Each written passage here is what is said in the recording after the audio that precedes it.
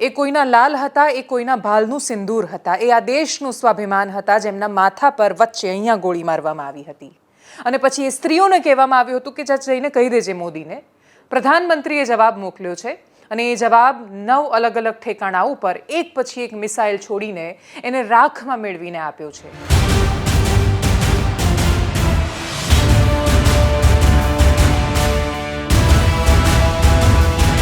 જૈશ હોય, લશ્કર હોય કે પછી હિઝબુલ મુજાહિદ્દીન, આ ત્રણેય આતંકી સંગઠનોના જે પણ એમણે મુખોટા પહેર્યા હતા, જે પણ એમના હેડક્વાર્ટર હતા, એ ભારતીય સેનાએ એમના ત્યાં ઘૂસીને તહેસ નહેસ કરી નાખ્યા છે. અને એ ઘૂસવા માટે ભારતીય સેનાને કોઈ વિશેષ કામની જરૂર નથી પડી. 100 કિલોમીટર દૂર મિસાઇલ મોકલી છે, રફાઇલ હતા અને પ્રતિકાર કર્યો છે.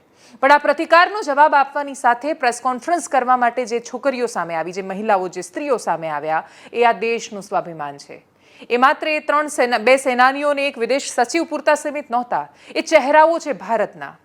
એ ભારત શું છે એની ઓળખ છે અને ભારત અને પાકિસ્તાનની કોઈ સરખામણી શું કામ નથી એનો એ જવાબ છે. એક બાજુ કર્નલ સોફિયા કુરેશી છે, એક બાજુ વિંગ કમાન્ડર છે અને એ બંને ભેગા થઈને જવાબ આપી રહ્યા છે. વિંગ કમાન્ડર વ્યોમિકા સિંહે જવાબ આપ્યો, કર્નલ સોફિયા કુરેશીએ જવાબ આપ્યો અને વિદેશ સચિવે આવીને સમજાવ્યું કે શું કામ ભારત માટે પ્રતિકાર કરવો ખૂબ મહત્વનો હતો. ઓપરેશન સિંદૂર એને નામ આપ્યું છે.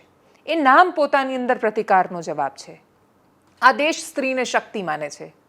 એ શક્તિના માથા પરથી એનું કંકુ જ્યારે ખરે છે અથવા એનું સિંદૂર તમે ઉજાડવાનો પ્રયત્ન કરો છો, ત્યારે પાકિસ્તાનના આકાશમાં જઈને ભારતીય સેનાના જવાનો સિંદૂરી આકાશ કરીને બતાવે છે. એ જ્યારે બ્લાસ્ટ થાય છે ને આખું આકાશ લાલ દેખાય છે, ત્યારે ભારતનો જવાબ છે કે તમારા આકાશમાં અમારા સિંદૂરી હાથથી મારેલા થાપા છે કે જે એક સૌભાગ્યવતી સ્ત્રીના હતા.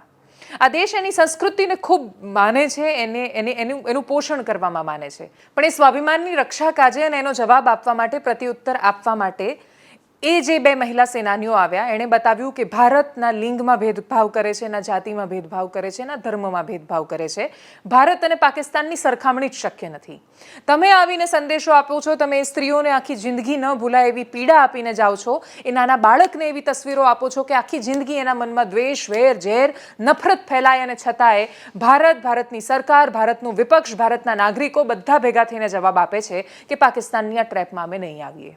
તમે કાશ્મીરીઓને પ્રતાડિત કરો છો, એ કાશ્મીરીઓના હાથમાં ફરી એકવાર પથ્થર આપવાનો પ્રયત્ન કરો છો. કાશ્મીરના યુવાનો જવાબ આપે છે કે ખૂબ વર્ષો લાગ્યા છે હાથમાં કલમ આવતા, હવે એ પથ્થરવાળી જાળમાં અમે નથી ફસાવાના. એમને સમજણ પડે છે કે હવે 72 હૂર એમને નથી મળવાની. એમને સમજણ પડે છે કે એ હૂરની સૌથી મોટી પ્રતિનિધિ છે, એ આમણે ઊભી કરેલી કલ્પનાઓ છે. એના કરતાં વાસ્તવિક છે કે હાથમાં કલમ લો અને પછી એ મેળવો કે જેની તમારી તાકાત છે. કાશ્મીરની છોકરીઓ ક્રિકેટ રમે છે, આ દેશની લઘુમતી સમુદાયની છોકરી કર્નલ બને છે ને પછી એ સેનાના અધિકારી બનીને આખા દેશને જવાબ આપે છે કે સેનાએ શું જવાબ આપ્યો છે. આ જ દેશની એક દીકરી કે જે વિંગ કમાન્ડર છે એને જવાબ આપે છે કે એણે પાકિસ્તાનને કેવી રીતે ધૂળ ચટાડી છે અને औकात બતાવી છે. અમારા દેશની બે શક્તિઓનો જવાબ એ જ પાकिस्तानની औकात છે.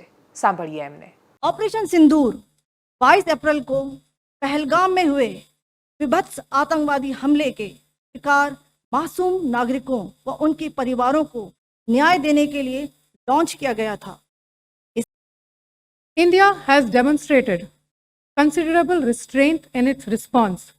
However, it must be said that the Indian armed forces are fully prepared to respond to Pakistani misadventures, if any, that will escalate the situation. प्रभात देवियों और सज्जनों, मैं कर्नल सोफिया कुरैशी और मेरे साथ विंग कमांडर व्योमिका सिंह आज आपको 6 से 7 मई 2025 की रात 1:05 से 1:30 बजे के बीच भारतीय सशस्त्र बलों द्वारा अंजाम दिए गए ऑपरेशन सिंदूर के बारे में जानकारी देंगे.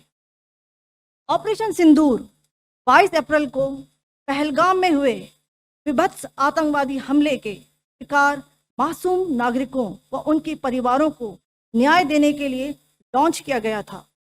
इस कार्रवाई में 9 टेररिस्ट कैंप्स को टारगेट किया गया और पूरी तरह से इसे बर्बाद किया गया.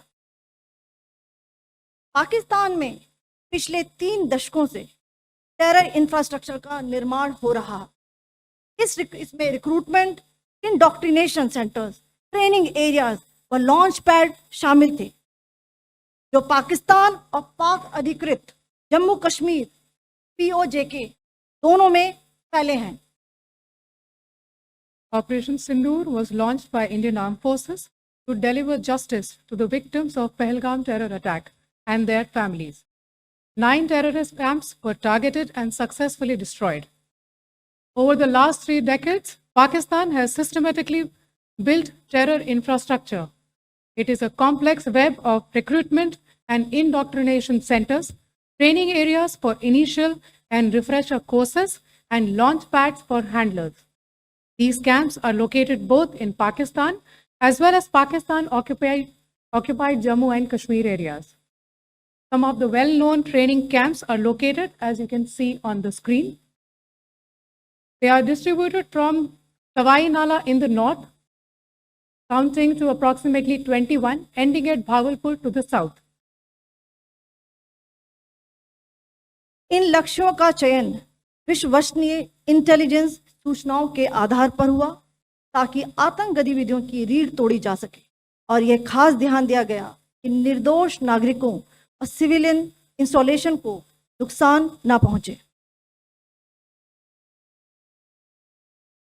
The selection of these targets for Operation Sindoor was based on credible intelligence inputs and role of these facilities in perpetrating the terror activities. The locations were so selected to avoid damage to civilian infrastructures and loss of any civilian lives. This was done with due diligence, and the camps selected for targeting and their engagement will now be shown to you one by one. POJK ये targets मैं आपको बताना चाहूंगी। सबसे पहले सवाई नाला camp Muzaffarabad, जो कि POJK के लाइन ऑफ कंट्रोल से 30 किलोमीटर दूर है। यह एक लश्कर तोयबा का ट्रेनिंग सेंटर था। 20 अक्टूबर 2024 सोनमर्ग, 24 अक्टूबर 24 गुलमर्ग, 22 अप्रैल 2025 पहलगाम, इन हमलों के आतंकियों ने यहीं से प्रशिक्षण लिया था। सैयदना बिलाल कैंप जफराबाद, यह एक जैश ए मोहम्मद का स्टेजिंग एरिया है। यह हथियार विस्फोटक और जंगल सर्वाइवल ट्रेनिंग का केंद्र भी था। गुलपुर कैंप कोटली, यह LOC से 30 किलोमीटर दूर था। लश्कर तोयबा का बेस था जो रजौरी पुंछ में सक्रिय था। 20 अप्रैल 2023 को पुंछ में और 9 जून 2024 को तीर्थ यात्रियों के बस हमले में यहीं से आतंकी को ट्रेन किया गया था।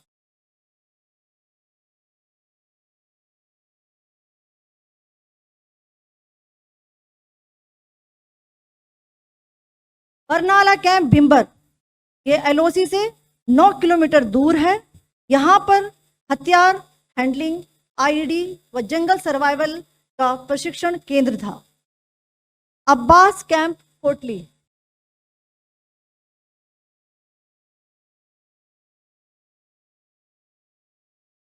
यह LOC से 13 किलोमीटर दूर है। लश्कर तोयबा का फिदाइन यहाँ तैयार होता था। इसकी कैपेसिटी 15 टेररिस्ट को ट्रेन करने की थी।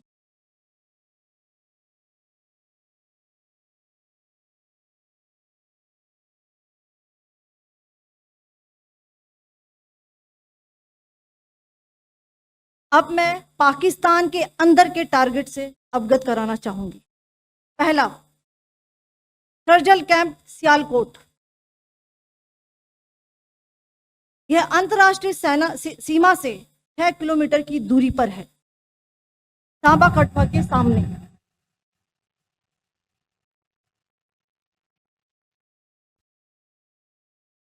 मार्च 2025 में जम्मू एंड कश्मीर पुलिस के 4 जवानों को जो हत्या की गई थी, उन आतंकवादियों को इसी जगह 8 के मुंबई हमले के आतंकी भी यहीं से प्रशिक्षित हुए थे।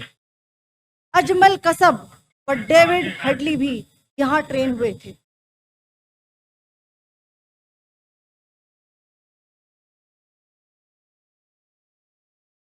आगे दूसरा आया।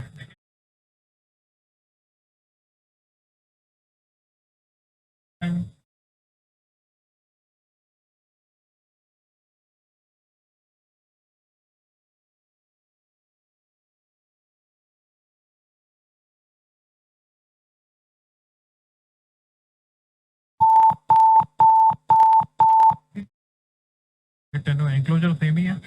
Just hit the target.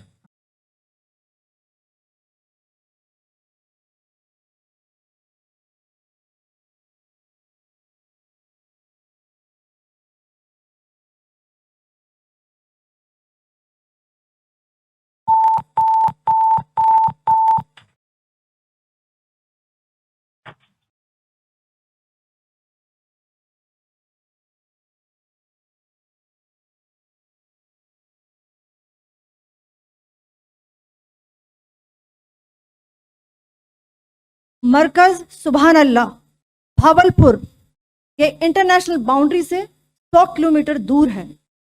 Jaish ए मोहम्मद का मुख्यालय था। यहाँ पर रिक्रूटमेंट, ट्रेनिंग व इंडोक्ट्रिनेशन का केंद्र भी था। शीर्ष आतंकी अक्सर यहाँ आते थे।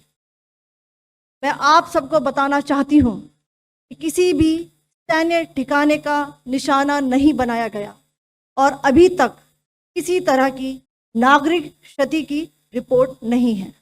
धन्यवाद। जय Hind. The strike on the terror camps were undertaken through precision capability, as shown to you.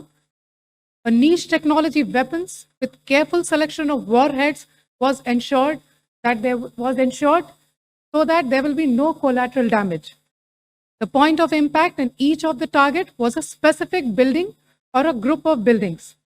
All the targets were neutralized with clinical efficiency, and the results reiterate the professionalism of the Indian Armed Forces in the planning and execution of their operations. No military establishments were targeted. India has demonstrated considerable restraint in its response. However, it must be said that the Indian Armed Forces are fully prepared to respond to Pakistani misadventures, if any, that will escalate the situation. Jai Hind, and thank you very much.